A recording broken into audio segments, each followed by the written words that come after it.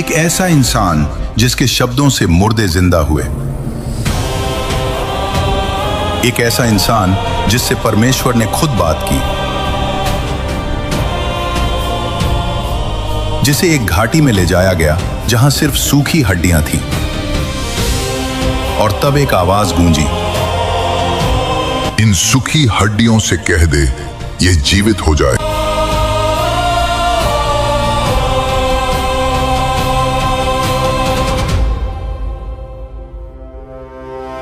जैसे ही उसने बोला, हड्डियां हिलने लगी, मौत पीछे हट गई। जिसके शब्दों से सूखी हड्डियों में नसें उभरने लगी, मांस चढ़ने लगा और जीवन लौट आया।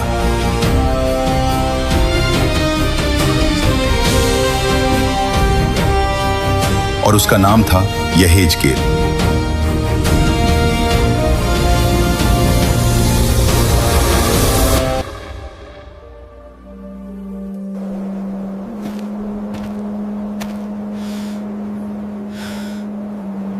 यहेजकेल कोई भविष्यवक्ता नहीं था, वह कोई महान राजा भी नहीं था। वह बस एक युवा याजक था, एक निर्वासित, एक टूटा हुआ मनुष्य जो बाबुल की भूमि में केबर नदी के किनारे बैठा था। यरूशलेम उससे बहुत दूर था। मंदिर जिसमें वह सेवा करने का स्वप्न देखता था, अब केवल स्मृति बन चुका था। उसका भविष्य धुंधला था और उसका हृदय आशा व निराशा के बीच झूल रहा था। यहेजकेल लेवी के वंश से था। यदि यरूशलेम खड़ा होता तो वह शीघ्र ही परमेश्वर के मंदिर में सेवा करता, पर अब नगर उजड़ चुका था, लोग बंधुआई में थे और परमेश्वर मौन था। दिनों तक वह नदी के किनारे बैठा रहता। वहां बुजुर्ग अपने अतीत को याद करते, युवक भविष्य से डरते और याजक उत्तर खोजते। एक दिन उसकी पत्नी दबोरा ने कहा, यहेजकेल, तुम चुप क्यों रहते हो? लोग उत्तर चाहते हैं। क्या तुम याजक नहीं हो? किस बात का याजक? देबोरा, मंदिर नष्ट हो चुका है, हम सब कुछ खो चुके हैं, मैं उन्हें क्या दे सकता हूँ? उसी समय एक बुजुर्ग सादोक पास आया। कहा जाता है कि यिर्मयाह अभी भी यरूशलेम में है। न्याय पूरा नहीं हुआ, परमेश्वर अपने घर को नाश नहीं करेगा। यहेजकेल चुप रहा। वह भीतर से जानता था कुछ भयानक अभी बाकी है। और तभी अचानक आकाश खुल गया।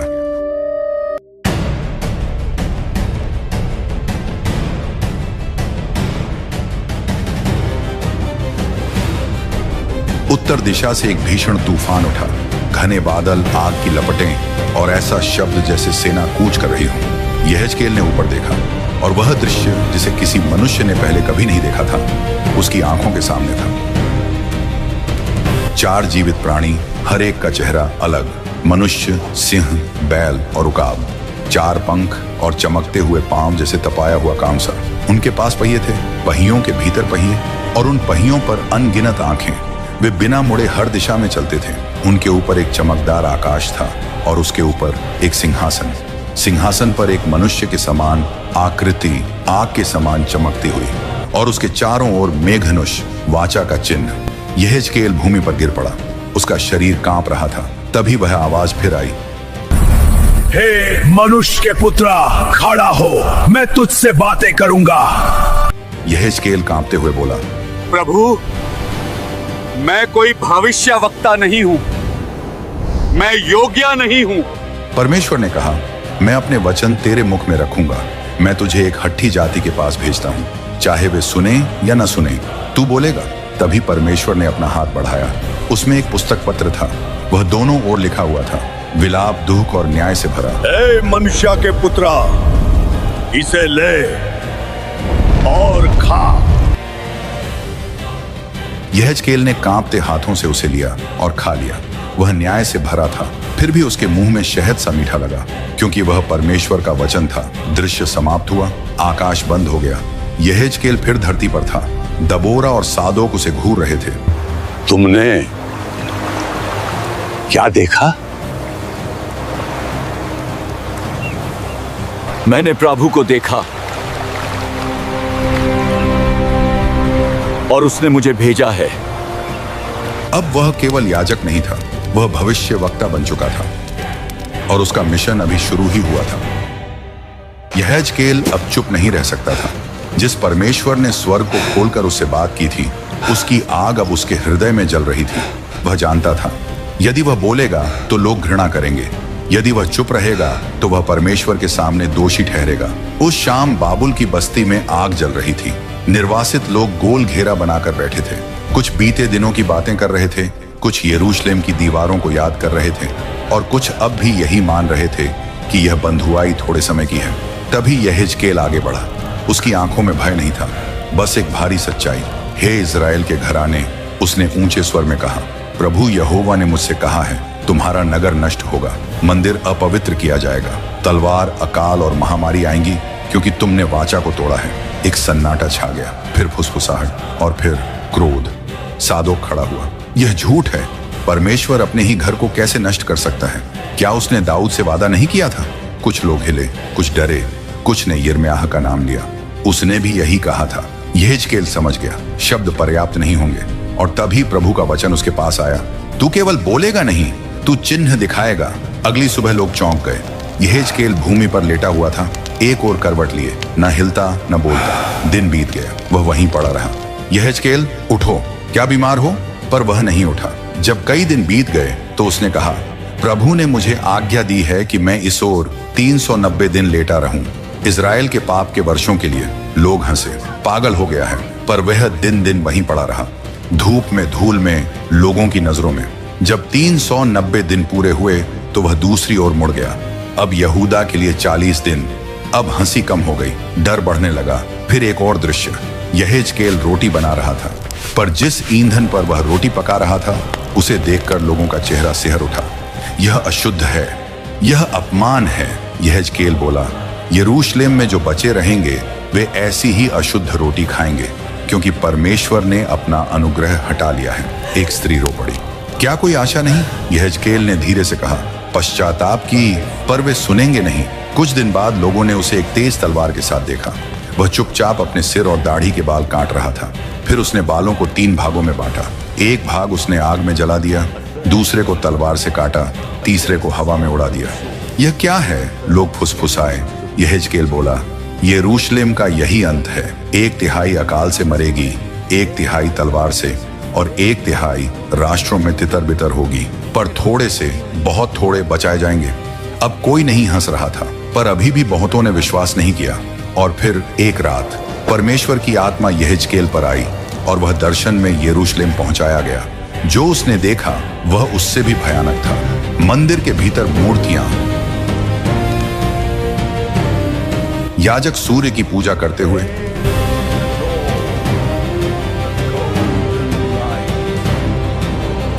बुजुर्ग झूठे देवताओं के लिए धूप जलाते हुए,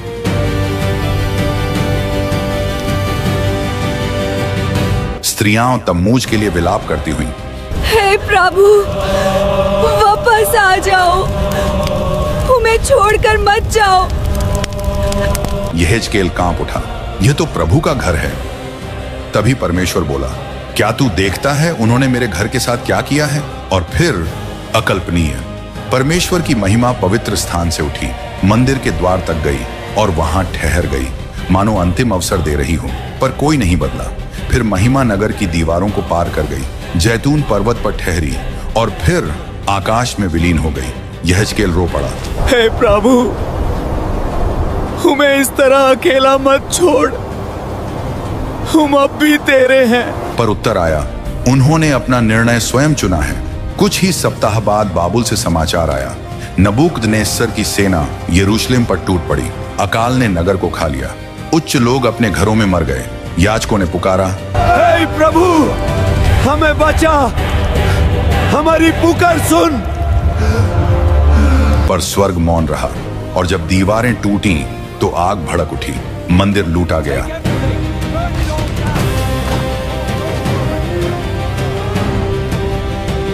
वेदी तोड़ी गई, स्तंभ गिरा दिए गए और प्रभु का घर लपटों में समा गया। यरूशलेम समाप्त हो चुका था। सादोक रोता हुआ यहेजकेल के पास आया। तुम सही थे, परमेश्वर ने हमें छोड़ दिया। नहीं, हमने पहले उसे छोड़ा। अब कोई राजा नहीं था, कोई मंदिर नहीं, कोई नगर नहीं, इस्राएल मानो मर चुका था। पर कहानी यहीं समाप्त नहीं होती, क्योंकि न्याय के बाद अब भी एक नई सुबह क्षितिज पर उग रही थी। यरूशलेम गिर चुका था, मंदिर राख बन चुका था, इस्राएल की पहचान मिट चुकी थी। बाबुल की धरती पर निर्वासित लोग अब खुलकर रोते थे। अब कोई भ्रम नहीं बचा था, कोई यह नहीं कहता था कि हम शीघ्र लौट आएंगे। हर आंख में एक ही प्रश्न था, क्या परमेश्वर ने हमें सदा के लिए त्याग दिया है? दिन बीतते गए, लोग मरते गए, कुछ बीमारी से, कुछ परिश्रम से और कुछ निराशा से। यहेजकेल अब भी जीवित था, पर उसका हृदय भारी था। उसने न्याय देखा था, उसने आग देखी थी, उसने परमेश्वर की महिमा को जाते देखा था, और अब वह प्रतीक्षा कर रहा था। हे प्रभु, क्या बस यही अंत है? क्या हम फिर कभी उठेंगे? तभी परमेश्वर का वचन आया, हे मनुष्य के पुत्र, मेरे साथ चल। एक क्षण में यहेजकेल आत्मा में उठा लिया गया।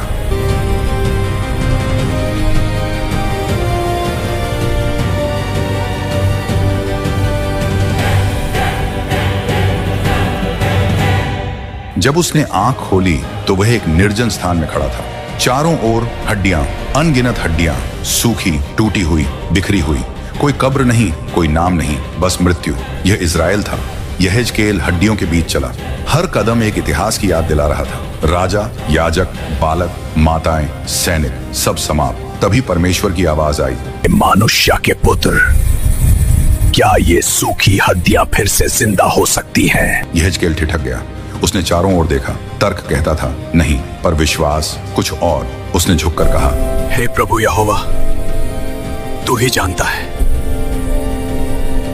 इन हड्डियों से भविष्यवाणी कर कहा, हे सूखी हड्डियों, यहोवा का वचन सुनो। मैं तुम पर मांस चढ़ाऊंगा, मैं तुम्हें त्वचा से ढक दूंगा और तुम जीवित हो जाओगी। यहेजकेल ने कांपते स्वर में बोलना शुरू किया, और तभी एक शब्द उठा, खड़खड़ाहट। हड्डियां हिलने लगी, वे एक दूसरे की ओर बढ़ी, जुड़ने लगी। नसें उग आईं, मांस चढ़ गया, त्वचा ओढ़ गई, पूरी देहें खड़ी थी, पर उनमें जीवन नहीं था। फिर प्रभु बोला, आत्मा से भविष्यवाणी कर, कह, हे आत्मा, चारों दिशाओं से आ और इन मरे हुओं में फूंक मार। यहेजकेल ने आज्ञा मानी और हवा चली। प्राणवायु ने देहों को भर दिया।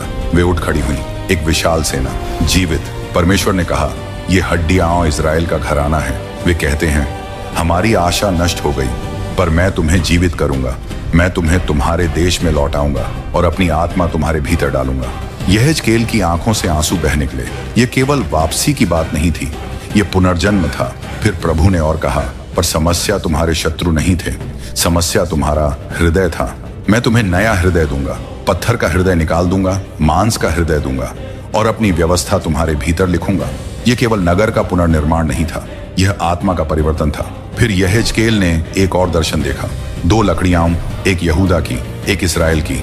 परमेश्वर ने कहा, इन्हें एक कर, और वे एक हो गईं। अब वे 2 नहीं, एक होंगे, और उन पर एक राजा होगा।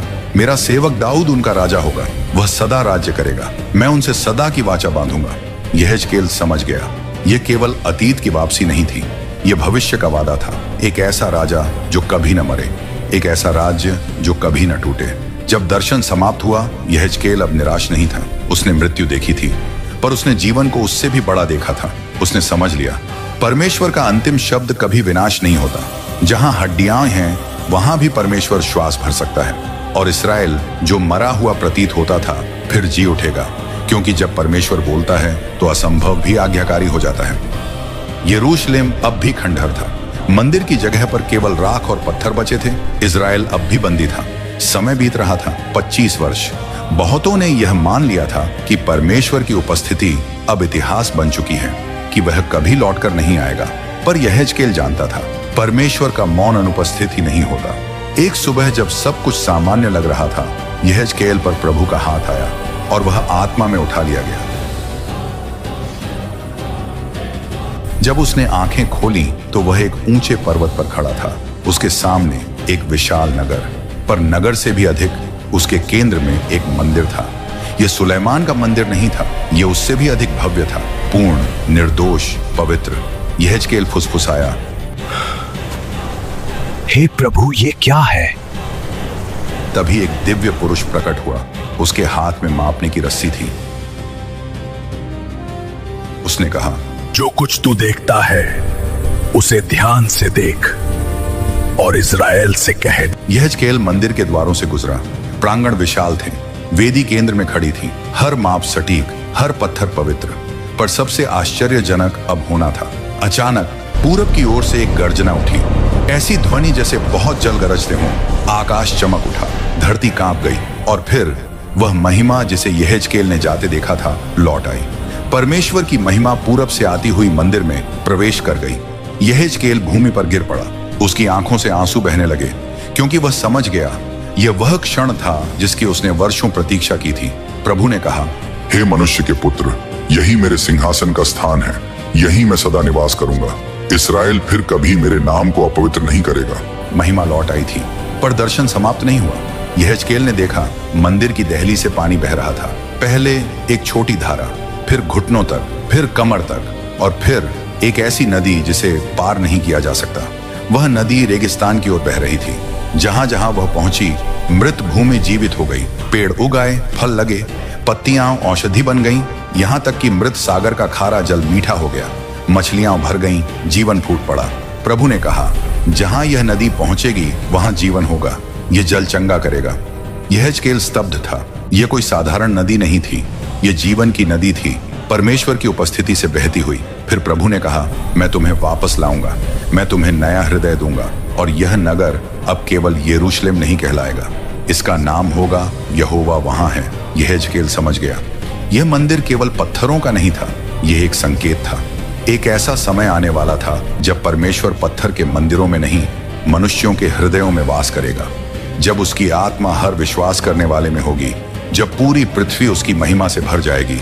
दर्शन समाप्त हुआ। यहेजकेल जागा, पर अब उसका हृदय बदल चुका था। उसने न्याय देखा था, उसने मृत्यु देखी थी, पर अब उसने महिमा की वापसी देखी थी। और वह जानता था कहानी अभी समाप्त नहीं हुई, क्योंकि जहां महिमा लौटती है वहां आशा कभी नहीं मरती। यहेजकेल बहुत कुछ देख चुका था। उसने स्वर्ग को खुलते देखा था, उसने न्याय की आग को यरूशलेम को निगलते देखा था, उसने सूखी हड्डियों को जीवित होते देखा था और उसने वह मंदिर देखा था जहां परमेश्वर की महिमा फिर से वास करती है।